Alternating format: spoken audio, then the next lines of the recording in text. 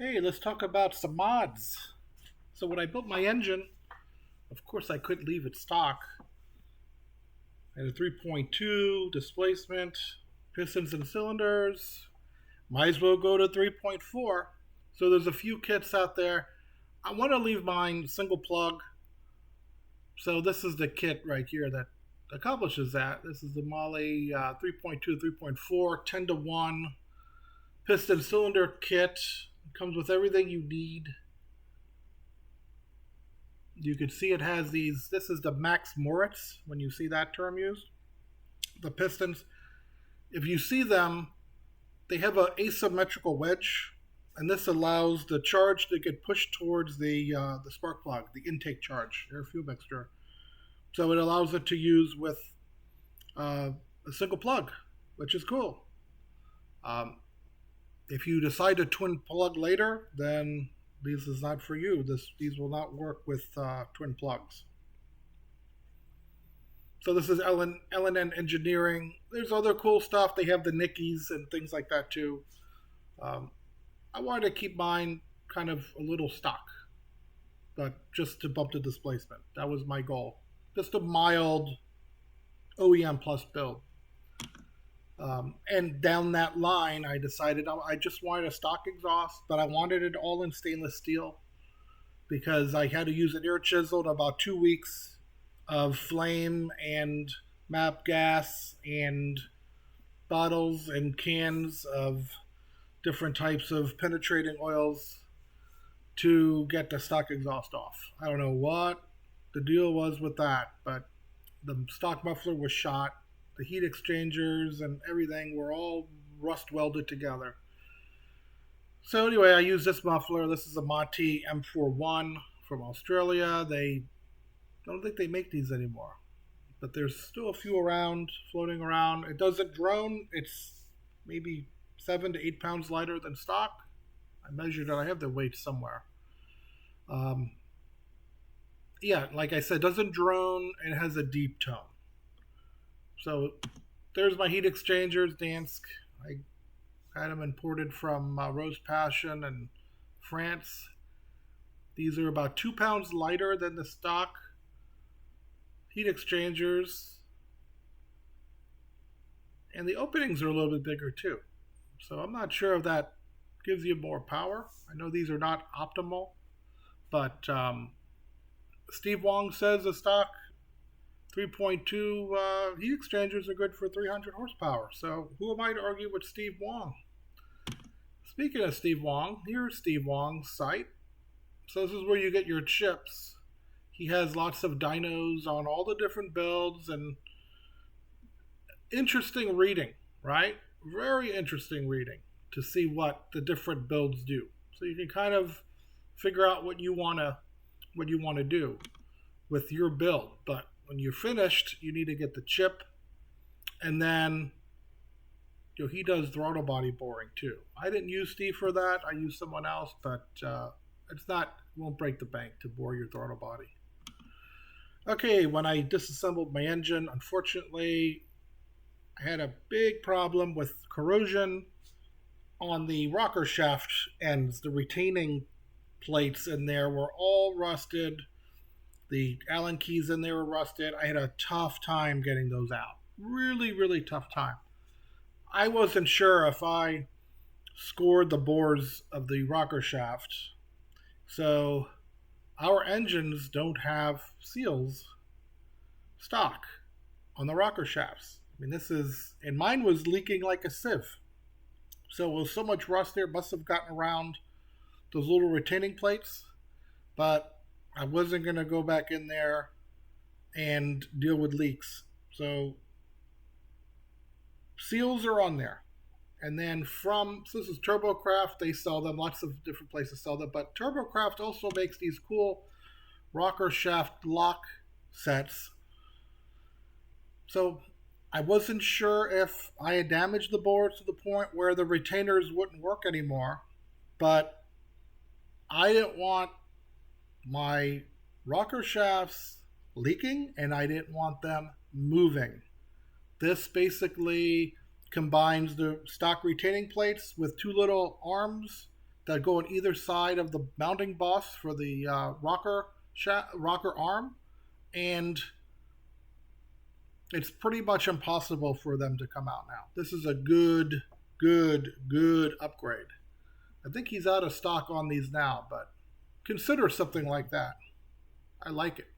I like cool stuff. More cool stuff when you do your clutch on your G50. So this is only for G50. The pivot when you push the clutch in, it's got to push against the pressure plate, and the stock clutch release shafts and bearings are needle bearings. And when you take it apart, you'll see it'll be real nasty, and there'll be a million needles, loose needle bearings. Anyway, this does away with that nonsense. It has a nice, reliable, bronze bearing or light bearings. And Roush & Spiegel makes this, and they make nice stuff. But speaking of Roush & Spiegel, I used all of their timing chain sprockets. I used the counterparts down on the IMS shaft. I used the ones up on the cams. So I got all 6 from Roush & Spiegel. I got a tip on one of the forums that possibly, I think Subaru, the OEM supplier, had some QC issues, and some people were complaining of chipped teeth, and to go with these guys. So I did, and they, so far so good, and they make some cool stuff. Let's see. Also, while I was on their website, I had to get their main bearing. So for number 8, I used the standard main bearing, but it's just gorgeous. I had to have it, even though a lot of cases you don't need it. But check out their website. Lots of cool kit on their website. Another thing I did, I wasn't going to put in the stock injectors. You don't have to spend a fortune. Lucas injectors work. This is from 5.0 Motorsports. These, I remember checking the flow rates when I put these in. They run possibly just a tad rich on our motors compared to stock, but that's not a bad thing. We're running E10 gas, so we need to be a little bit richer with E10 gas. E10 requires more fuel, so that's in America. E10 is 10% ethanol. Ethanol, you need more fuel. Anyway, sometimes you get little wins with these cars. Most of the time you don't with pricing, but you can't beat that. And these are Lucas, but not English Prince of Darkness Lucas. These are supposedly made in America. Okay, so pick your head stud of choice. So the Carrera 3.2s, all of the exhaust head studs on the bottom, all are prone to cracking.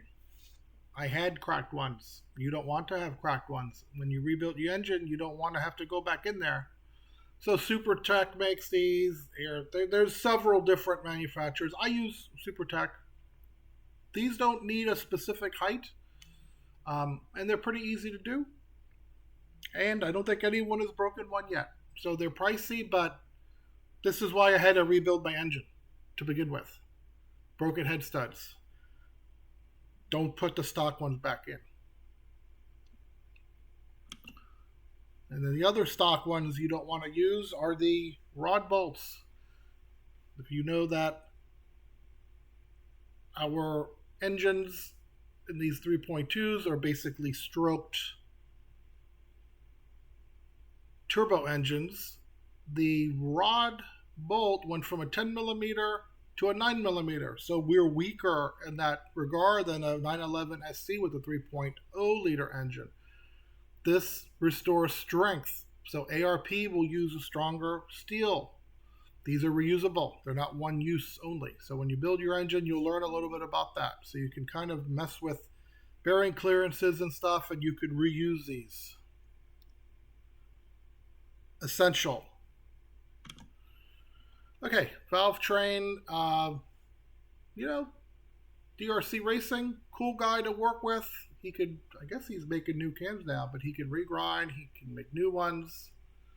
I use a 964 cam in mine. I went conservative. I didn't want to mess with, it's like a early 2000s build. People were doing that. They have like super sport cams and other things now that people were doing. I just wanted something bolt in. I don't want to worry about piston to valve clearance and things like that. And I knew the 964 worked. So for my first build, conservative. And then it's right here, preview for the next one. The ESCO valve springs and titanium retainer kit. This will save your engine if you miss a shift, and it will give you essentially a 7,000 RPM redline. Don't skimp on your valve train. Bill at Extreme Cylinder Heads put this kit in my heads. You may resist this. Oh, I'm just going to go OEM.